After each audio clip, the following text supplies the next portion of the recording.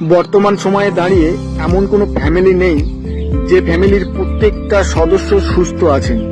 তো বিভিন্ন রোগ নিয়ে আমরা কলকাতার বিভিন্ন হসপিটালে ঘুরে বেড়াই, তারপরে না সারলে দক্ষিণ ভারতের দিকে যাই।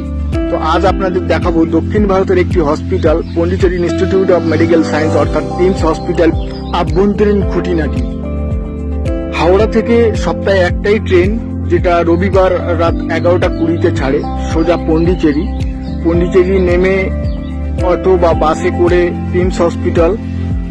এই হসপিটালের মেন গেট দিয়ে প্রবেশ করলে এরকমই একটি রাস্তা। প্রথমেই আপনারা এমার্জেন্সি ডিপার্টমেন্ট দেখবেন। এমার্জেন্সি ডিপার্টমেন্টে যাওয়ার আগে আপনারা ওখান দিয়ে চলে যাবেন এস বিল্ডিং এ।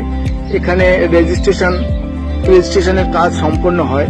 জাস্ট আধার কার্ড হলেই রেজিস্ট্রেশন সম্পন্ন। তারপরে আপনি যে ডিপার্টমেন্টে দেখাবেন সেই ডিপার্টমেন্টের টিকিট করে সামনে গেলেই ডাক্তার কনসাল্ট করতে পারবেন। এখানে কিছু ডিপার্টমেন্টের খুঁটিনাটি তথ্য দেওয়ার চেষ্টা করলাম। দেখলেন শিশু বিশেষজ্ঞ, তারপরে দেখলেন অর্থোপেডিক্স ডিপার্টমেন্ট। ফার্স্ট ফ্লোরে গেলেই দেখবেন ইউরোলজি, নিউরোলজি, জেনারেল মেডিসিন। খুব বড় মাপের ডাক্তার বিভিন্ন ডিপার্টমেন্টে আপনারা পাবেন। জেনারেল মেডিসিনে যেমন রবীন্দ্র ভারতী স্যার, নায়ার ইকবাল স্যার, আরো বিভিন্ন উন্নত মানের ডক্টরের কনসাল্ট আপনারা পাবেন। এটা সার্জারি ডিপার্টমেন্টের এটা হসপিটালের বাইরের কিছু দৃশ্য।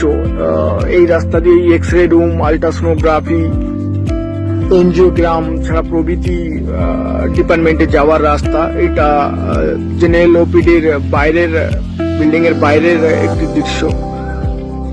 হসপিটালটা খুব সুন্দরভাবে সাজানো আছে। ভেলোর সিএমসি আর পিমস এর পার্থক্য কিছু আছে। ভেলোর সিএমসি অনেক উন্নত মানের হলেও পিমসে আপনি এসেই ডাক্তার দেখাতে পারবেন। আলাদা করে অ্যাপয়েন্টমেন্টের প্রয়োজন খুব একটা হয়ে ওঠে না, খুব রেয়ার কেস ছাড়া।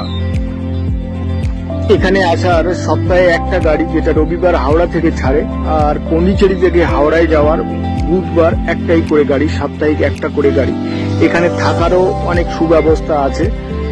আপনি হসপিটালের ভিতরে থাকতে চাইলে 10 টাকা রুম থেকে শুরু করে এসি রুম পর্যন্ত, বা 500 টাকা, 400 টাকা, 300 টাকা আপনার সামর্থ্য অনুযায়ী বিভিন্ন রুম আপনারা পাবেন। এটা এই হসপিটালের মেন গেট।